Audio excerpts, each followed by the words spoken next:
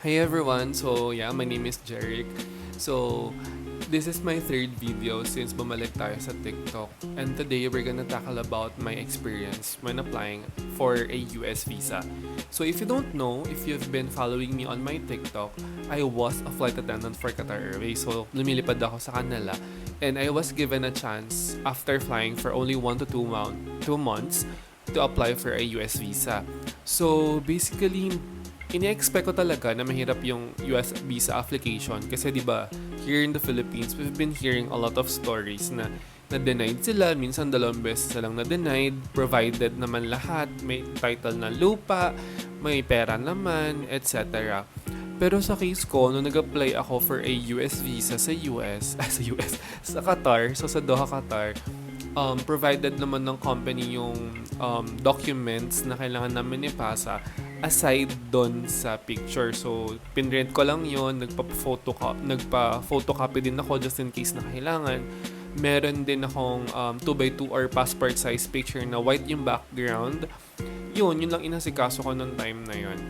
And then, meron kaming sundo, yung coaster, yung para siyang minibus na ginagamit namin tuwing meron kami lipad. So, yun yung sumusundo sa amin mula sa accommodation hanggang doon sa quarters namin sa headquarters or nung time na nagtitraining kami, yun din yung sumusundo sa amin papunta at pabalik ng accommodation.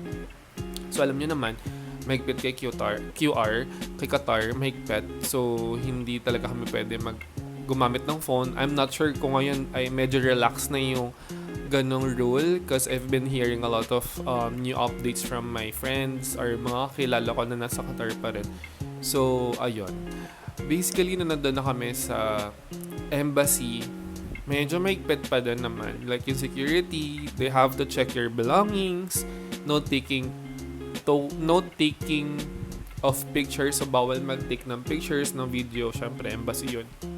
And then, nung time ko na, inabot ko lang naman yung aking application doon sa visa officer. Actually, parang ang tanong niya lang sa akin, is this your first time if ever to enter the US? And then, do you have relatives? Pero doon sa form, nakatalagay kasi doon, how many countries you've been. Parang may sinagutan kami na gano'n. Ko ilang beses na ba yung napuntahan namin. And hindi ko na-expect na sasabihin na pala kung anong result ng US visa mo. So, sinabi agad sa akin na approve. Approve naman. Approve nga yung US visa ko. And ang binigay sa akin, hindi lang yung crew visa, yung C1D. So, in my case, tatlo siya eh. B1, B2, and then C1D. So, tatlong yun. Pero magkasama yung B1, B2 sa isang, parang yung nakalagay sa passport. Yung, kung sticker man yung tawag doon or yung visa na nakakabit doon sa ating passport. Bale, dalawa yung sa akin. C1D, B1, B2. And nagulat lang din ako kasi parang a year after pa or siguro 6 months after me, iba ko pang kilala or kabatch. Tsaka pa lang sila nakakuha ng US visa. So, hindi talaga siya agad-agad. And, mind you, may mga crew sa Qatar na nag-request pa talaga na magkaroon sila ng US visa because they wanted to fly to US. But hindi sila nabigyan ng chance kasi most of the time, ang nililipad ata nila, if I'm not mistaken, ay Australia, New Zealand, at siguro UK or what. Basta iba yung nililipad nila with A380. Hindi siya US. So, ganun. Actually, nagulat talaga ako. Akala ko talaga mahirap yung US visa application sa Qatar. Kasi di ba sa Pilipinas, sobrang hirap. So, yun yung naging experience ko. Kaya naman, naman siya, kusa naman siya ibibigay sa inyo. Lalo na kapag tinrain nyo na aircraft ay A330 tsaka A350.